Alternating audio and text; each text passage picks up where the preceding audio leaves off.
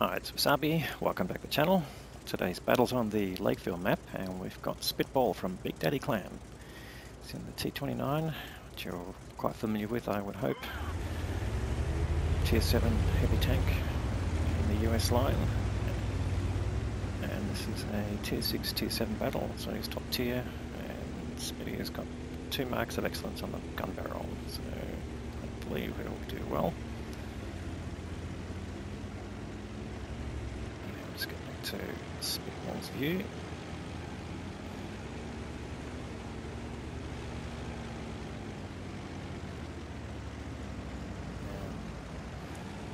Heading to the centre of the valley, this tank's got very good gun depression, so it can work the ridgeline here. And it's got very good frontal armour on the turret, so a bit of luck. There are 2 arties in this game, so it's going to be one of the considerations. It's just been spotted by the Britannia Panther. So no issue with penetrating that tank, but doesn't want to be necessarily blasted by arty as soon as he gets there. So just spotted again, and here comes the arty. Bang! Luckily, just goes overhead. This is one of the advantages of playing on the ridgelines, is that because the ground slopes away from behind you, the arty shells don't necessarily land right next to you. The arc will basically carry them a bit further. So once they've fired, you've probably got 20-30 seconds before you can do anything. But expect more arty shells to come in. Now he's just got the top of the Brett Panther, and if he pokes again while he's loaded, just leave the gun pointing in the right direction. There you go. Just comes straight into your line of fire. So it's a matter of just your reaction time while he's sitting in front of you. So he's just keep your aim steady, and he comes out again, and this time does a bit of damage. So, but the main effect is stunning the crew. So he's clearly using the stun rounds, not the HE standard rounds. It's most team deciding better to go right in front. Well, not a good idea for a VK28. And here you go. He's got the Cheeto to deal with, and you can see bouncing the rounds from his turret. He'll deal with his Cheeto. No, misses that shot, unfortunately. No, actually penetrated by the Jackson, but Jackson firing APCR, so might try and work out where that Jackson is, but let's see if we can get rid of this Cheeto first. And now we've got an AT7 also doing damage. But now he's bounced nearly 6 hit points worth of his tank. So you can see how well the armour stands up in general. So he's lost a bit of health, but you know, he's bouncing like crazy, so I think he'll do pretty well as long as he doesn't keep getting penned. Let's just look at that KV1S, absolute pixel shot there. So good shooting, just waiting for the aim to settle down, and the KV1S not moving really helped. Of course, the KV1S wanting to do damage, you've got to basically put your gun out so that you can shoot, and that's probably the biggest issue they've got now. The AT7 shoots him again, but he must be somewhere at the back. He's not been spotted. Neither has the Jackson. The Jackson bounces again, and the arty doing their job, but and finally the Chivalry goes down. So they're starting to make some inroads, but they are negative on hit points and negative on tank kills. But yeah, working the T29 this spot, as long as they can stop getting too much damage from those TDs, it's going to be the big issue. Can you get rid of this Brett Panther who's doing the proximity spotting? And yeah, certainly one more shot into that Brett Panther and he's gone. People blind shooting where they think the TDs might be. Can you get that Brett Panther to poke out again? Jackson doing a good job getting rid of tanks.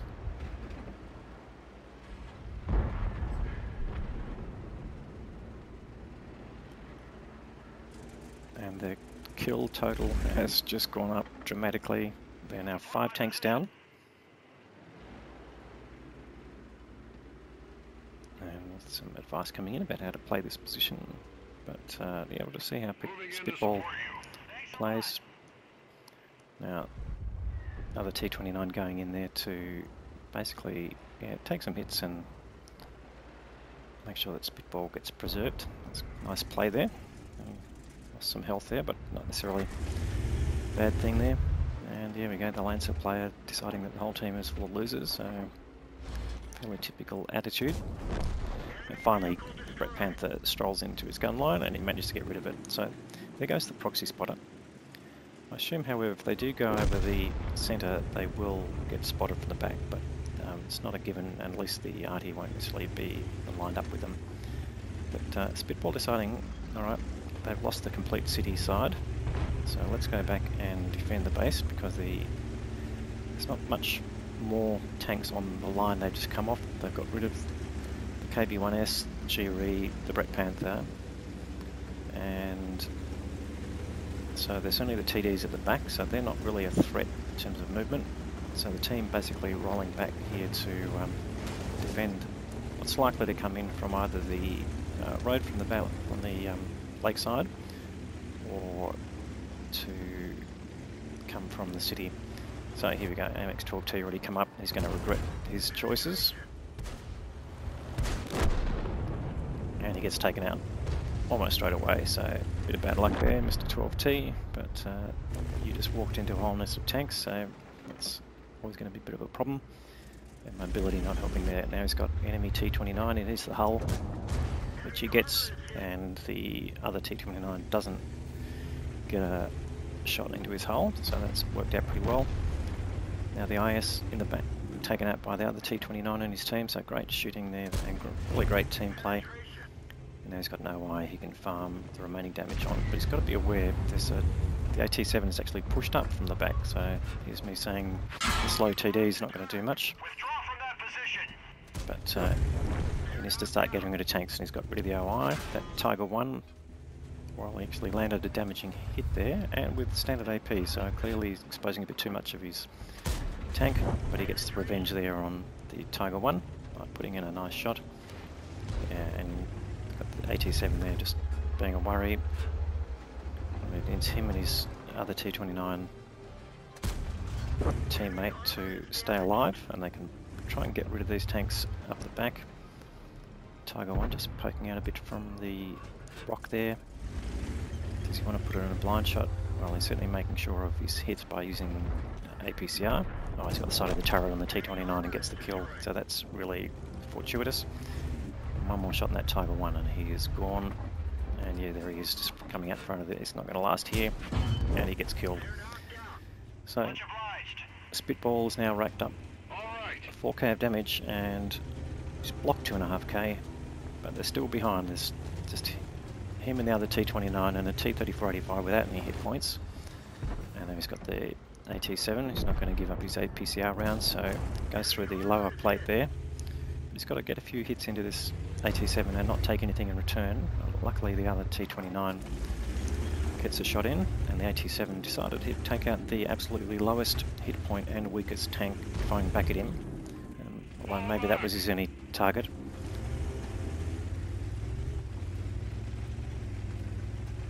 But Spitball saying, alright, we've got this Jackson here. Oh, how did he bounce an incoming APCR round? That Jackson's living a charmed life right now. So Spitball decides, alright, now I'm not going to get into a crossfire between the AT7 and the Jackson. That's just going to end in tears. So pull back and force them to come around. They've made this trip all the way down. They're not going to go back and defend. And the AT7 definitely a one shot, and there you go. This is foul play from Saber Clan, by the way, so big shout out to foul play and the Saber Clan. Doing really well. Where's this Jackson gone now? It's just him and the arty, and he can get a shot in here, which he does. And luckily he bounces the incoming round from the Jackson. Jackson potentially have run out of APCR because he was definitely firing that earlier. So maybe he had a limited amount and he was firing APCR at the T29 there. Oh, here we go. The arty's relocated, and the M44, pretty dangerous SPG.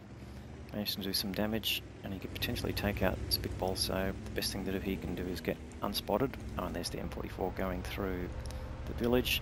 Can he get a shot in? Needs to aim, needs to aim. No, he misses. M44 living charmed life. And here's the other TD that we haven't seen anything of, the Digamax.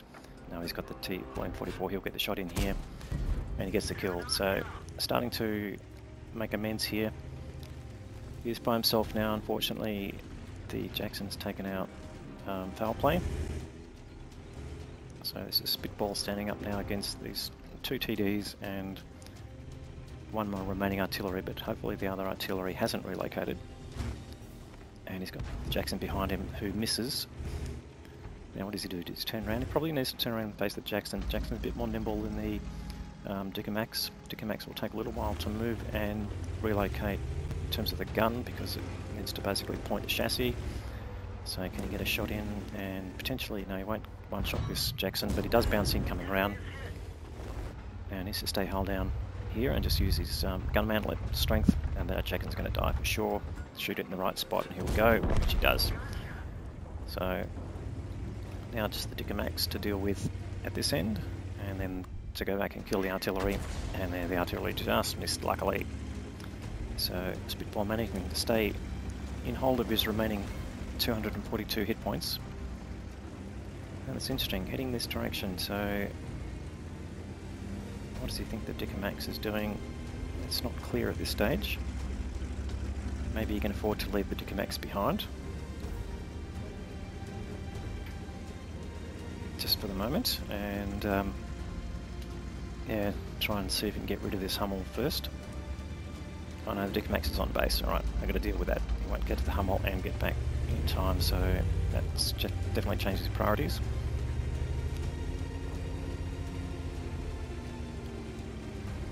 So Spitball managed to get his top gun there with a kill on the Jackson. Just missed that particular detail, but he's got the opportunity to get a Radley-Walters here. So if he can play this carefully and not die to the WOTCCASIA.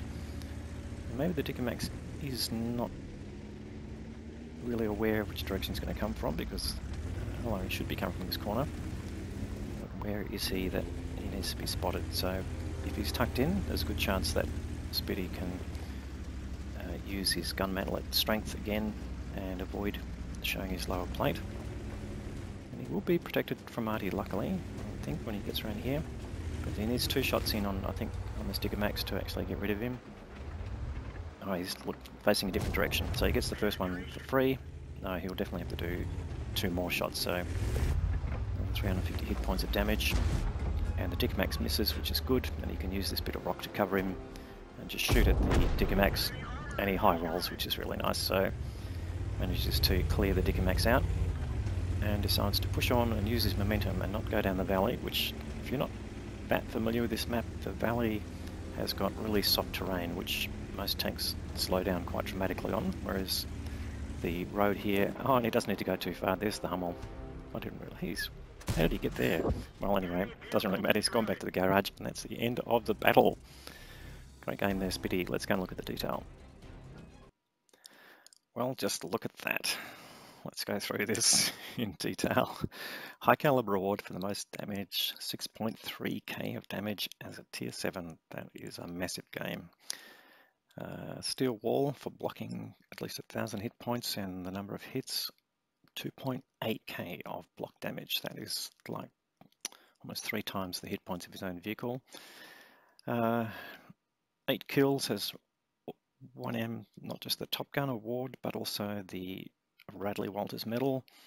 He's got the Pascucci's medal as well for killing 2 arties, and the Defender award for the number of cap points that he's basically reduced. So absolutely winning this battle almost single-handedly. I won't say almost. Let's go and have a look at the team performance, because we want to see how foul play did. He certainly stood up really well at the end, so I think he needs to be congratulated. Of course, the Ace Tanker Mastery badge that goes along with all those results. Yeah, all the bells and whistles. Oh, here we go. 21-25 base experience. You try and do over 2,000 base experience. That is a pretty rare event, so again, we'll call out Spitball for that. And there we go, foul play right at the top next to him, albeit 910, but that's also a good result, and doing 1.9k damage, but very importantly getting 4 kills. So definitely doing his part, and let's just have a look at his details. So 1.9k damage, and he managed only to block 870, so that's a bit unfortunate. He did, yeah, he wasn't necessarily playing in the best position, and this is sometimes the problem with these maps, the best position can only be played by one tank at a time. So probably a bit unfortunate there, but he definitely played his part at the end. So again, great game there from Foul Play, and particularly helping support the team and pretty much ensuring the win. That Spitball closed out at the end. And the AT7 there, we should really say great game there to him as well. Not content with sitting at the back, pushing one of the slowest tank destroyers up to the front and really trying to force the pace, getting 4 kills and 2.8k of damage himself. That is a very decent game. And it looks like the IS that got killed coming out of the town was probably the player who's winning that battle there, because they certainly lost the town from his team's perspective. So yeah, real interesting battle, and hopefully you liked it. But let's go and look at the economics of this. 27 shots fired, so really reflecting living right through the battle. 24 hits out of that and 23 pens. Judicious use of all these different ammunition types, but ended up spending 98k on ammunition.